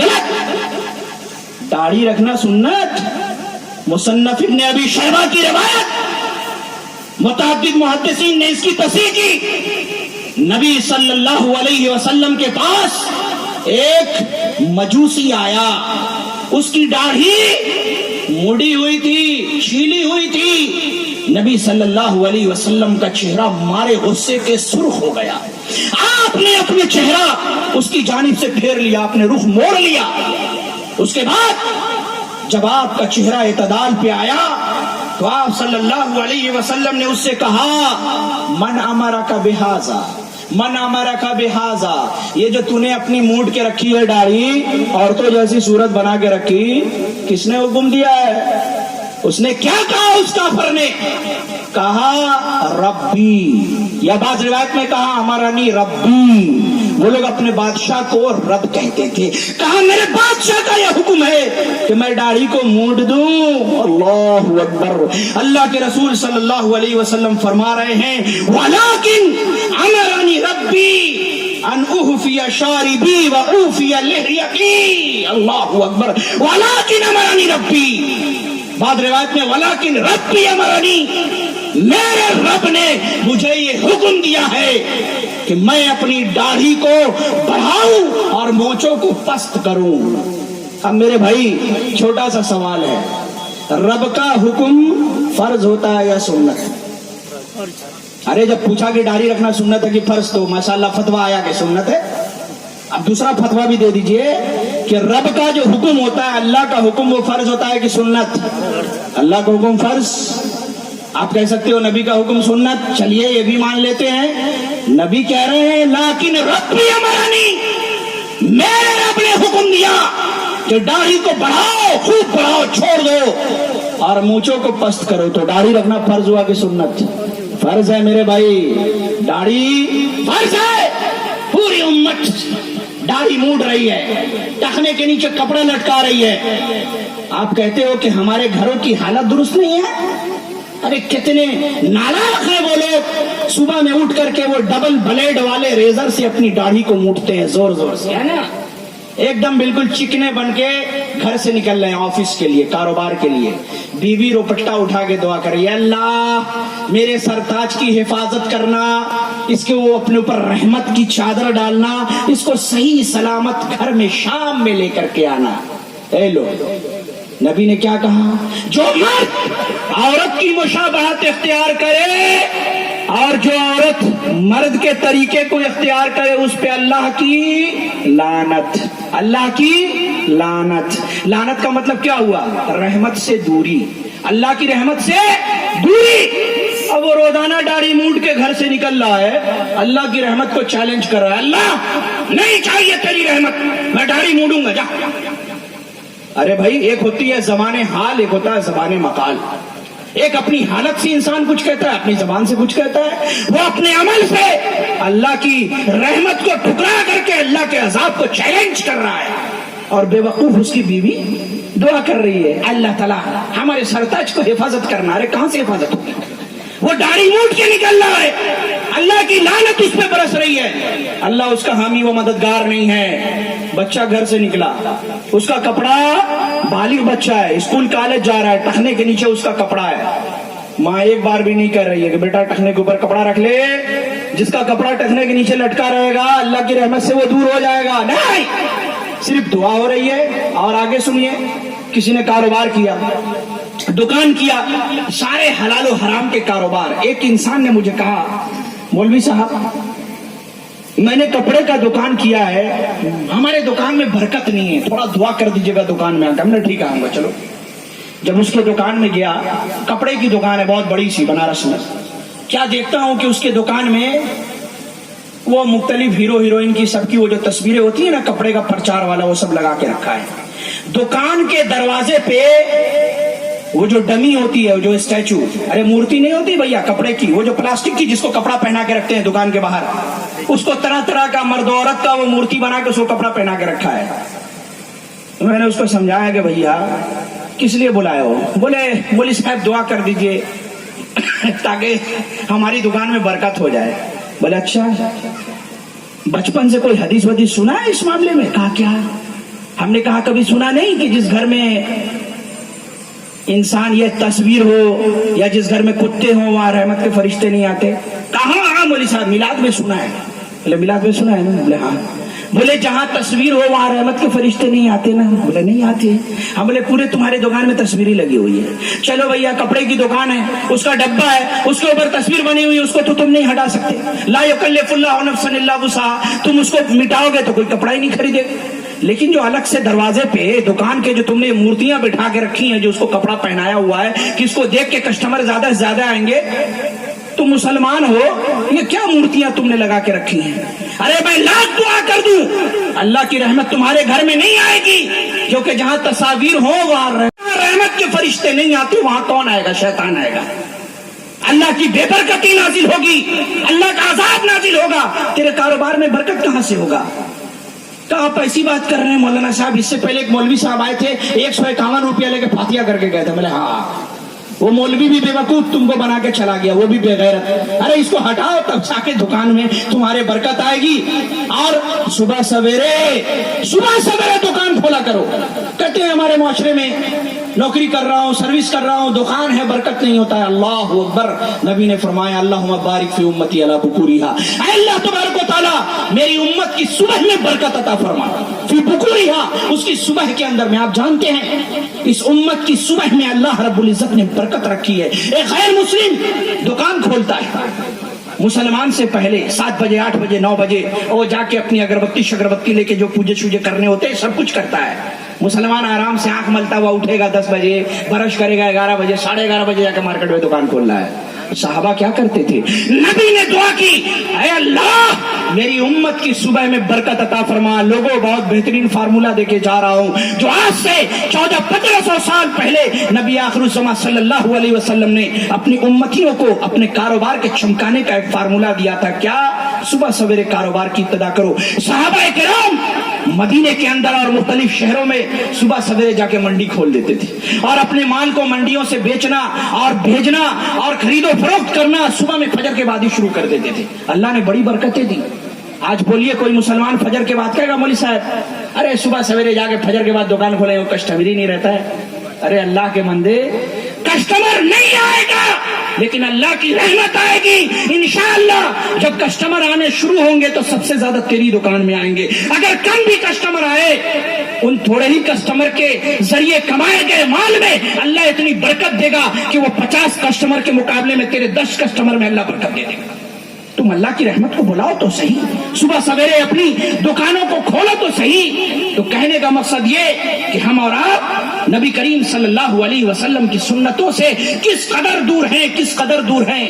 ایک مثال میں آپ کے سامنے پیش کرتا ہوں. مسلم کی روایت, نبی کریم صلی اللہ علیہ وسلم کے بارے میں فرماتے ہیں صحابی رسول کہ رأى النبی صلی اللہ علیہ وسلم خاتما من ذهب فی ید رجل.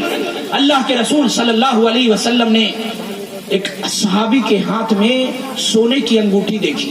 فنزعه فطرحه, آپ غصہ ہو گئے, ناراض ہو گئے اور اس انگوٹھی کو نکال کر کے پھینک دیا اور کہا کہ تم میں سے کوئی آدمی یہ چاہتا ہے کہ وہ جہنم کے زیور کو پہنے؟ اللہ اکبر. جب اللہ کے رسول چلے گئے, آپ ناراض کس بات پہ ہوئے تھے کہ مرد ہو کر کے اس نے سونے کی انگوٹھی پہنی تھی. سونے کی انگوٹھی, ڈپلیکیٹ نہیں, اوریجنل, سامنے پھینکی ہوئی ہے. جب اللہ کے رسول چلے گئے, ایک دوسرے صحابی نے کیا کہا؟ خذ خاتمک انتفع بہ. ارے بے وقوف, انگوٹھی اٹھا لو. ارے تم نے سونے کی انگوٹھی مرد ہو کر کے پہنا تھا تو اللہ کے رسول ناراض ہو گئے تھے. انگوٹھی اٹھانے میں کیا ہے؟ انگوٹھی پہن لو. اور اللہ کے رسول اس انگوٹھی کے پہننے پہ ناراض ہوئے تھے. اگر وہ صحابی چاہتے تو اس انگوٹھی کو اٹھا سکتے تھے, لیکن انہوں نے کیا کہا؟ لا واللہ لا خذ ودا, اللہ کی قسم میں اس انگوٹھی کو نہیں اٹھا سکتا. وقد طرحہ رسول اللہ صلی اللہ علیہ وسلم, کیونکہ اللہ کے رسول نے اس کو پھینک دیا, چاہے وہ لاکھوں کی پراپرٹی ہو یا کروڑوں کی, میں نے اٹھانے والا. اللہ اکبر. قربان جائیے صحابہ کرام کی نبی سے محبت.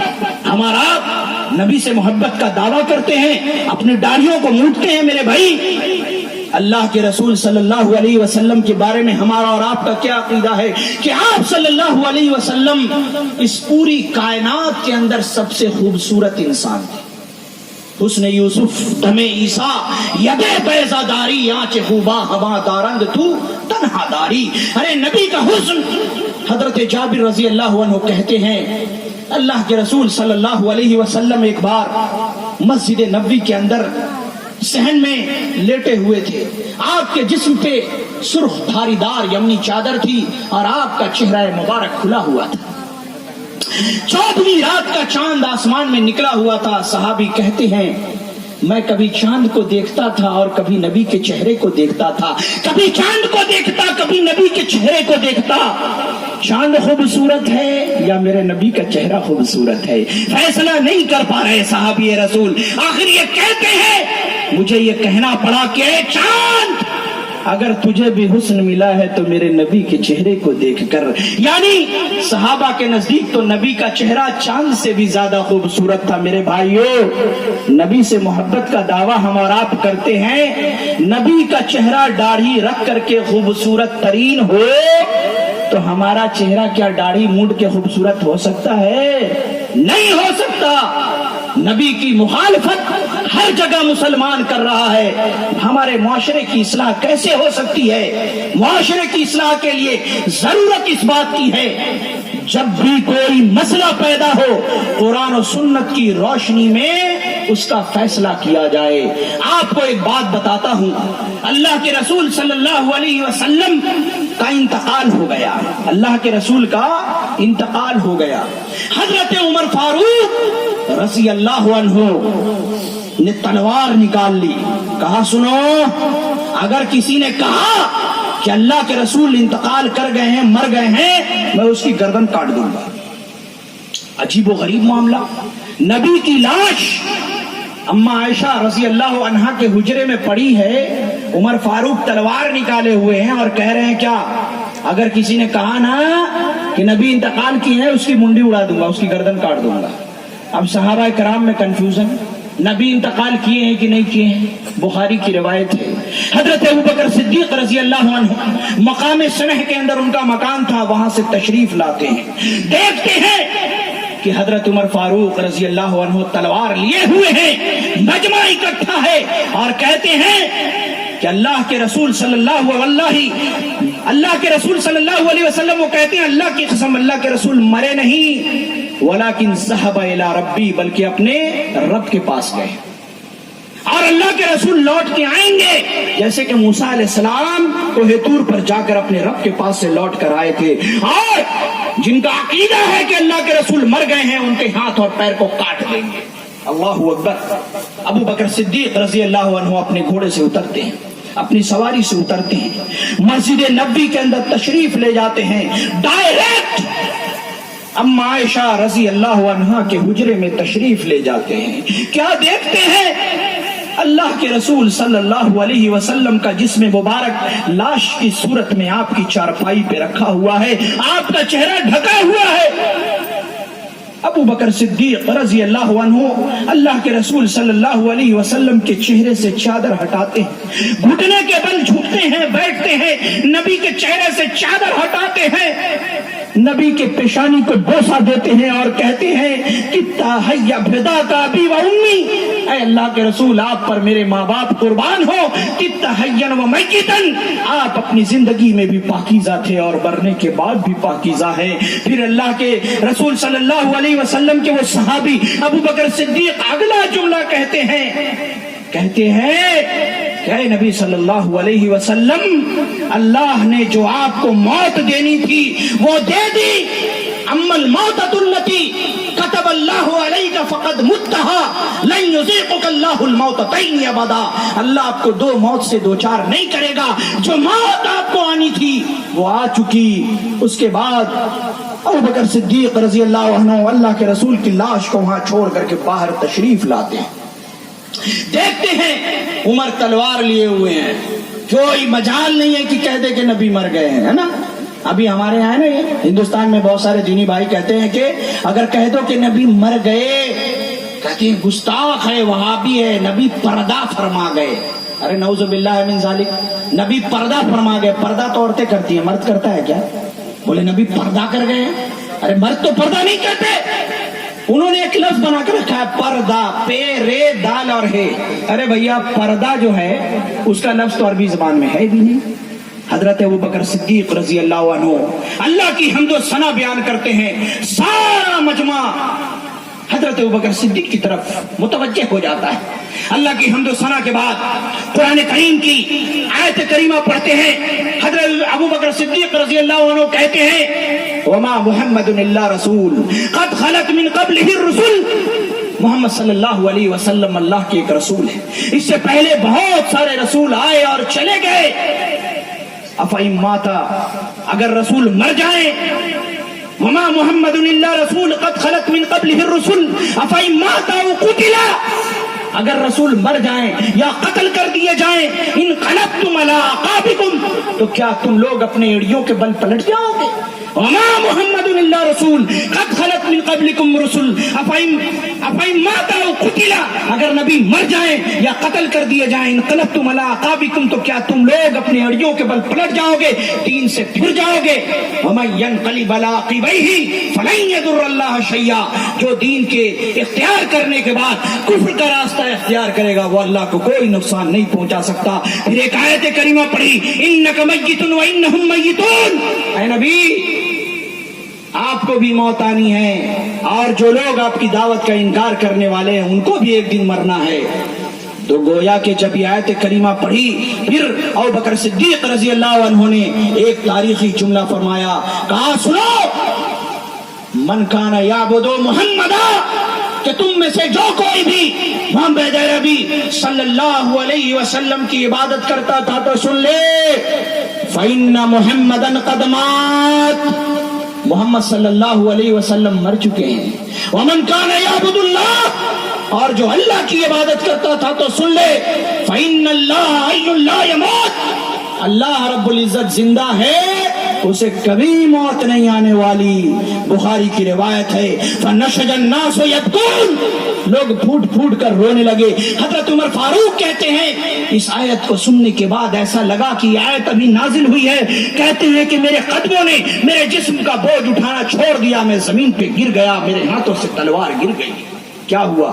اللہ کے رسول صلی اللہ علیہ وسلم کا فرمان آیا، رب کا قرآن آیا، اختلاف ختم. عمر فاروق نے اپنے مسئلے میں رجوع کر لیا. لیکن ہمارے اور آپ کے معاشرے میں لڑائی ہو، جھگڑا ہو، کیسا بھی مسئلہ ہو، کیا ہوتا ہے؟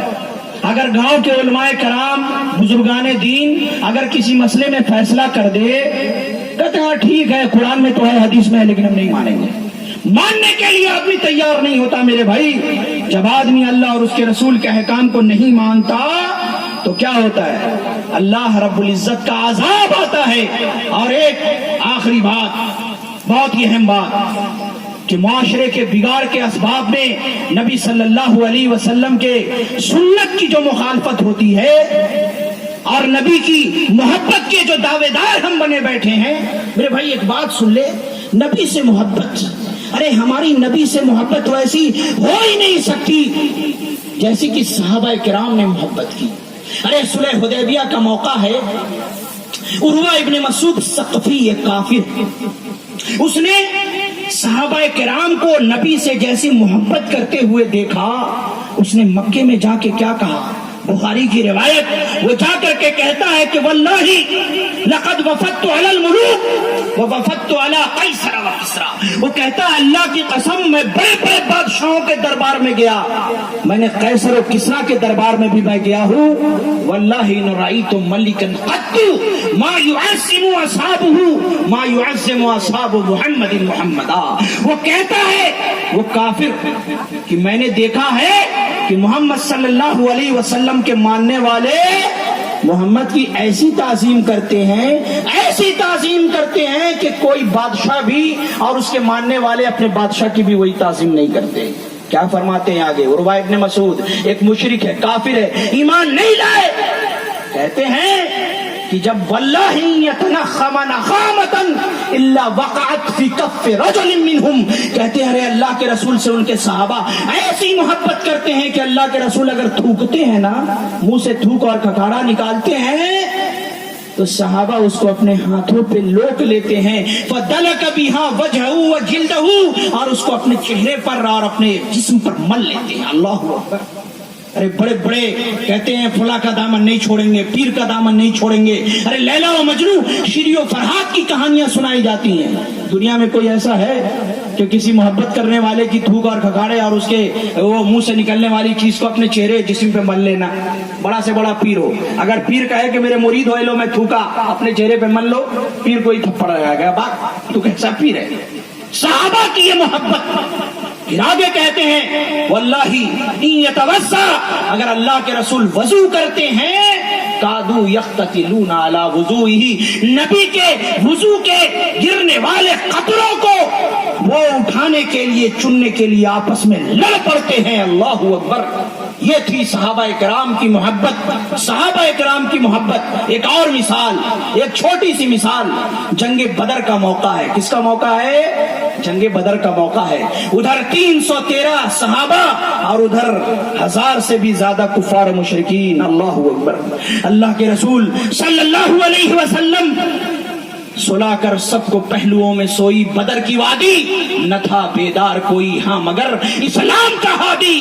تمام کے تمام لوگ سوئے ہوئے ہیں. اللہ کے رسول صلی اللہ علیہ وسلم ریت کے اوپر سجدہ ریز ہیں، بار بار اللہ سے دعا کر رہے ہیں اے اللہ، یہ 313 صحابہ کرام ہیں، ادھر کافروں کی اتنی بڑی جماعت ہے. اللہم انجزنی ما وعدتنی، اے اللہ جو تو نے وعدہ کیا ہے اسے پورا کر. اللہم انجزنی ما وعدتنی، اے اللہ اگر یہ مٹھی بھر لوگوں کی جماعت ہلاک ہو گئی لن تعبد فی الارض ابدا، اے اللہ اس کائنات میں پھر تیری پرستش نہ ہوگی. اللہ اکبر. حضرت ابوبکر صدیق رضی اللہ عنہ، انہوں نے اللہ کے رسول کی حالت دیکھی، تڑپ گئے. پیچھے سے آ کر کے اللہ کے رسول کو پکڑ کے کہتے ہیں کفا کا مناشدت کا ربک، اے اللہ کے رسول آپ کی یہ گریہ زاری کافی ہے. فإنه سينجز لك ما وعدك، اے اللہ کے رسول آپ کو اللہ رسوا نہیں کرے گا، آپ سے جو وعدہ کیا ہے پورا کرے گا. اللہ اکبر. صبح کا وقت ہوا. حضرت اللہ کے رسول حضرت ابوبکر صدیق کو کہتے ہیں ابشر یا ابا بکر، اے ابو بکر اللہ کی بشارت قبول کرو. ھذا جبرائیل آخذ بینان فرسی، دیکھو جبرائیل گھوڑے کی بات پکڑے ہوئے آ رہے ہیں. اللہ کے فرشتوں کی مدد آ گئی. اللہ اکبر. جنگ بدر کا موقع ہے. اللہ کے رسول صلی اللہ علیہ وسلم اپنے صحابہ سے تائید چاہتے ہیں. سارے کے سارے مہاجر صحابہ کہتے ہیں اللہ کے رسول قدم بڑھائیے ہم آپ کے ساتھ ہیں. تعداد زیادہ کس کی تھی؟ انصاری صحابہ کی تھی. اللہ کے رسول انصاریوں کی طرف نظر ڈالتے ہیں. حضرت مقداد کہتے ہیں اے اللہ کے رسول اگر آپ کی مراد ہم سے ہے آپ قدم آگے بڑھائیں، ہم آپ کے ساتھ ہیں. ہم لوگ موسیٰ کی قوم نہیں ہیں کہ موسیٰ کی قوم نے کہا تھا موسیٰ کو اذهب انت وربك فقاتلا انہا ہونا قائدون، اے موسیٰ اور آپ کا رب جا کر کے لڑے، ہم تو یہاں بیٹھے رہیں گے. ولیکن اذهب انت وربك فقاتلا انما معكما مقاتلون، آپ اور رب کا رب جا کے لڑیں، ہم بھی آپ کے شانہ بشانہ اللہ کے دشمنوں سے لڑیں گے. ولکننا نقاتل عن یمینک وعن شمالک وبین یدیک وخلفک، بلکہ آپ کے دائیں بائیں آگے پیچھے ہر جگہ سے آپ کا دفاع کریں گے. فاشرق وجہ رسول اللہ صلی اللہ علیہ وسلم. بخاری کی روایت، اللہ کے رسول کا چہرہ مارے خوشی کے دمک اٹھا. اس کے بعد ایک صحابی نے کہا اللہ کے رسول اگر آپ ہمیں سمندر میں گھوڑے ڈالنے کا حکم دیں گے ہم وہاں بھی ڈال دیں گے. میرے بھائی نبی کی سنت کی اتباع کا جذبہ یہ ہونا چاہیے. لیکن کتنے ہی افسوس کا مقام ہے، ارے ہم چھوٹے چھوٹے معاملے پہ نبی کی سنتوں کو چھوڑ دیتے ہیں اور نبی سے محبت کے دعوے دار ہیں. معاشرے کے اندر ایک آخری بگاڑ جو بہت ہی اہم ہے، اس کو ذکر کرنے کے بعد میں اپنی گفتگو ختم کروں گا. آپ لوگوں کو بھی نیند آ رہی ہے، رات زیادہ ہو چکی اور میں سمجھتا ہوں کہ شاید گفتگو طویل ہو گئی. اللہ کے رسول صلی اللہ علیہ وسلم نے کیا فرمایا؟ ابو داؤد کی صحیح روایت، اللہ کے رسول صلی اللہ علیہ وسلم نے فرمایا یا معاشر الشباب، اے نوجوانوں کی جماعت، من استطاع منکم الباء فلیتزوج، کہ تم میں سے جس کو بھی باء یعنی کہ شادی کی صلاحیت ہو وہ شادی کر سکے. باء کا مطلب کیا؟ وظیفہ زوجیت، یعنی بیوی کو راضی کرنے کے لیے اگر مردانہ طاقت ہے اور نان نفقہ خرچہ وغیرہ ہے تو وہ کیا کرے؟ شادی کر لے. کیوں؟ فَإِنَّهُ أَغَضُّ لِلْبَصَرِ، نظر کو پست کرتی ہے یہ شادی، وَأَحْسَنُ لِلْفَرْجِ، اور شرمگاہ کی حفاظت کرتی ہے۔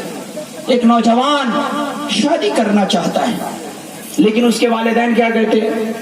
ارے ابھی شادی کہاں کریں، ابھی تو میرا بیٹا پڑھ رہا ہے، ابھی میرا بیٹا پڑھ رہا ہے۔ اب بیٹا ادھر ادھر آنکھ مارتا ہے، آنکھ مٹکا کرتا ہے، کوئی فرق نہیں پڑنے والا، نہ ماں کو فرق پڑتا ہے نہ باپ کو، لیکن کیا کہا؟ ابھی میرا بیٹا پڑھ رہا ہے، ابھی اس کی عمر 19-20 سال ہوئی ہے، شادی نہیں کرنا ہے۔ چلو جی، اب کسی کو کہو کہ بھائی شادی کیوں نہیں کیا؟ کہتے ہیں ابھی کیریئر بنا رہے ہیں، ابھی پڑھ لکھ کے نوکری نہیں ملی نا، اسی لیے شادی نہیں کریں گے۔ کہا ابھی شادی کیوں نہیں کر رہے ہو؟ کہا ابھی لائف کو انجوائے کرنا ہے، اس لیے شادی نہیں کریں گے۔ کسی کو کہو کہ بھیا شادی کیوں نہیں کی؟ کہا شادی کرنے کا دل تو کرتا ہے لیکن کی کربو مولوی صاحب، ہمار بوائس অনেক কম, দুটো বুড়ো বুড়ো দাদা আছে ভাই, ওদের হবে তো আমার তো আমার হবে। اے لو جناب، بڑے بھائی کی شادی نہیں ہوئی تو اس کی بھی نہیں ہوگی۔ اب کیا کہا بھائی شادی کیوں نہیں ہوئی؟ کہا پیسہ کوڑی نہیں ہے، بہت غریب ہوں، شادی کر کے لاؤں گا تو کہاں سے کھلاؤں گا۔ بولے شادی کیوں نہیں ہوئی؟ کہا ঘরের মধ্যে বড় বড় বোন আছে, দুটো ছোট বড় বোন আছে, বোনের বিয়ে হয়ে যাবে, बहन की शादी हो जाएगी, तब क्या करूंगा? तब शादी करूंगा। यानी जितनी रुकावट सब शादी में। अंजाम क्या हो रहा है? आए दिन अखबारात और मीडिया में हमारे मुसलमानों की बच्चियां गैरों के साथ भाग रही है। शादी नहीं करोगे यही होगा। लड़के समाज और मुआशरे के अंदर खेतों और खलियानों में छुट करके ज़िनाकारियां हो रही हैं, बुराइयां हो रही हैं। इन सब के जिम्मेदार समाज और मुआशरे के वो लोग हैं जो अपने बच्चों की वक्त के ऊपर में शादी नहीं करते और गुर्बत का रोना रोते हो। कुरान करीम की एक आयत करीमा अल्लाह रब्बुल इज्जत ये फरमाता है, मन के हुलायामा मिनकुम, मैं लोगो तुम में से जो लड़के और लड़कियां मर्द औरत बेशादी शुदा हैं तुम उनकी शादी कर दो। फन के हुलायामा मिनकुम वस्सालिहीना मिन इबादिकुम व इमाइकुम, और जो तुम्हारे नेक लौंडी और जो तुम्हारे नेक गुलाम हैं उनकी भी शादी कर दो। वहीं यकूनू फुकरा, अगर वो नादार हैं, गरीब हैं, मिस्कीन हैं, पैसा नहीं है उनके पास, शादी कर दो। युगनिहिमुल्लाहु मिन फज़लिही, अल्लाह शादी की वजह से अपने फजल से उनको गनी कर देगा, मालदार बना देगा। अल्लाह अकबर। हजरत उमर फारूक रज़ी अल्लाह अन्हु इस आयत को पढ़ के कहा करते थे, मुझे उस नादार और उस मिस्कीन और उस फकीर इंसान पे तरस आता है, अफसोस आता है कि वो अल्लाह की इस बशारत पे अमल क्यों नहीं करता, शादी करके मालदार क्यों नहीं बन जाता। हाँ, शादी करने से इंसान मालदार बनता है, अल्लाह उसको दोस्तों का दस्ते नगर नहीं बनाता, अल्लाह उसको गनी कर देता है। कब? जब इस यकीन के साथ कोई शादी करे कि मैं नादार हूँ, शादी करूंगा तो अल्लाह की रहमत आएगी, अल्लाह नौकरी सर्विस माल कारोबार सब कुछ देगा, जिसकी मुझे जरूरत है तो इंशाअल्लाह अल्लाह देगा। शर्त यह है कि इंसान तवक्कुल करे, तवक्कुल करे। अरे अल्लाह के रसूल सल्लल्लाहु अलैहि वसल्लम ने फरमाया, मुस्नद अहमद की रिवायत, नबी सल्लल्लाहु अलैहि वसल्लम फरमा रहे हैं, लौ अन्नकुम कुंतुम तवक्कलूना अलल्लाहि हक्का तवक्कुलिही, ऐ लोगो अगर तुम अल्लाह पे तवक्कुल करो, भरोसा करो जैसा कि भरोसा करने का हक है, ला रज़क़कुम, अल्लाह तुम्हें रिज़्क़ देगा। किस तरीके से?